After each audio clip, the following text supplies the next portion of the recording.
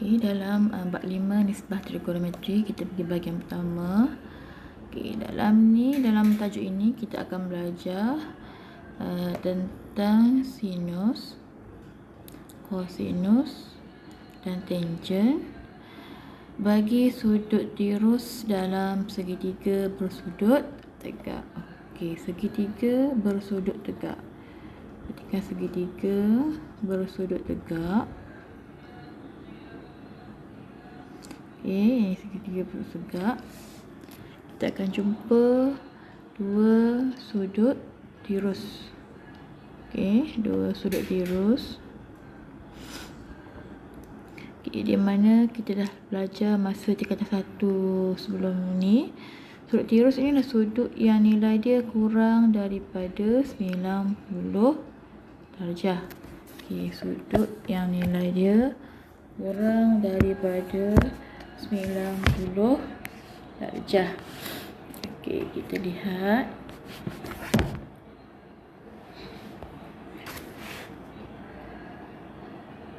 Okey, sebelum itu, dalam mempelajari bab ini juga, pertama sekali kita perlu tahu. Okey, pertama sekali kita perlu tahu tiga perkara dalam menentukan nilai tu untuk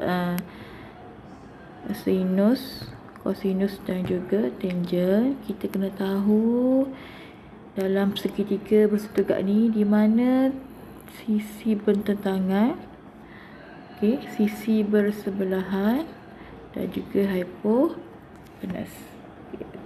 Okey.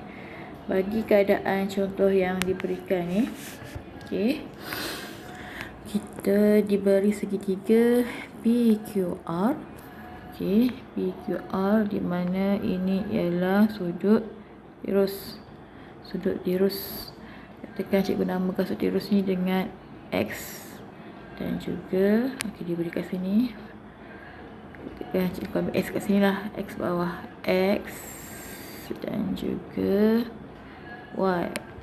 Jadi kedudukan sisi bertentangan, sisi bersebelahan dan juga hipotenus juga berbeza bagi kedudukan dua sudut tirus tu. Okey. Kalau tengok contoh sebelah, cikgu pindahkan nota di sebelah ini. Bagi segitiga P, Q dan juga R, bagi nilai X dia bersamaan dengan sudut dekat R ni.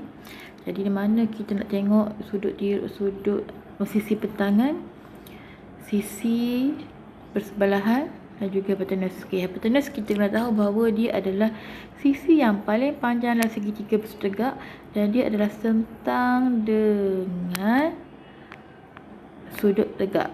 Itu ialah hipotenus. Hipotenus senang kita nak kenal sebab dia kedudukan dia adalah sentang dengan sudut tegak dalam segitiga, sebuah segitiga bersudut tegak.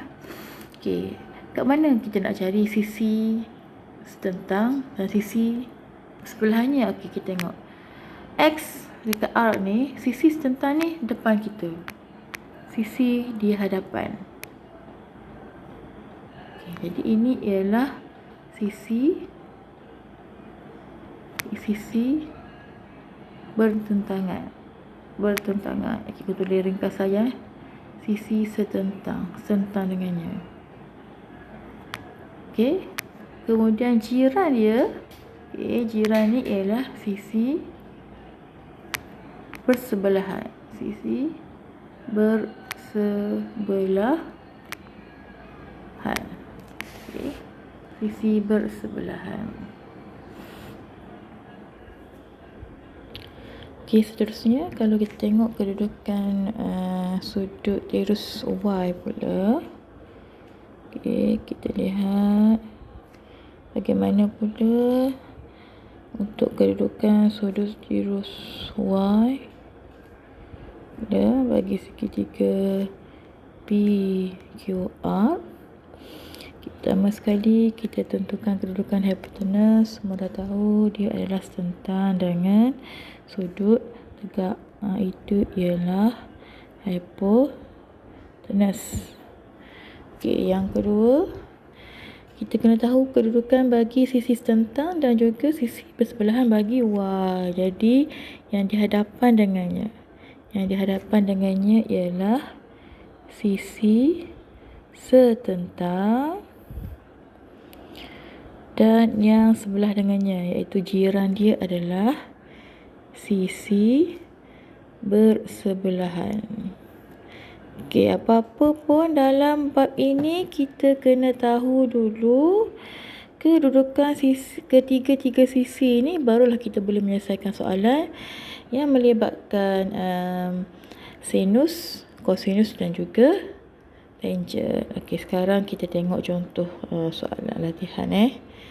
Tengok contoh latihan. Kita jawab dulu soalan untuk segitiga PQR. Okey, untuk segitiga PQR. Okey, segitiga ni PQR. Jadi kat sini kita tentukan di mana hipotenus, di mana sisi persentangan dan juga sisi bersebelahan. Kita tengok segitiga ini sahaja. Yang selebihnya nanti cikgu minta buat latihan untuk pengukuhan diri kita. Okey, bagi sudut QPR. Katakan cikgu namakan dia sebagai sudut X. Katakan sudut X.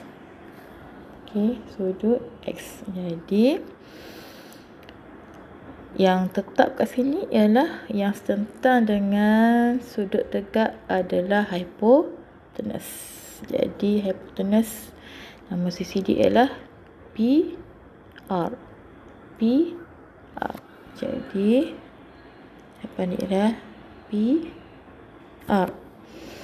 Okey, sisi setentang bagi QPR atau X ni, sentang dia adalah yang dihadapan dengannya. Yang dihadapan dengannya iaitu QR. Jadi QR. Okey, yang sebelah dengannya PQ.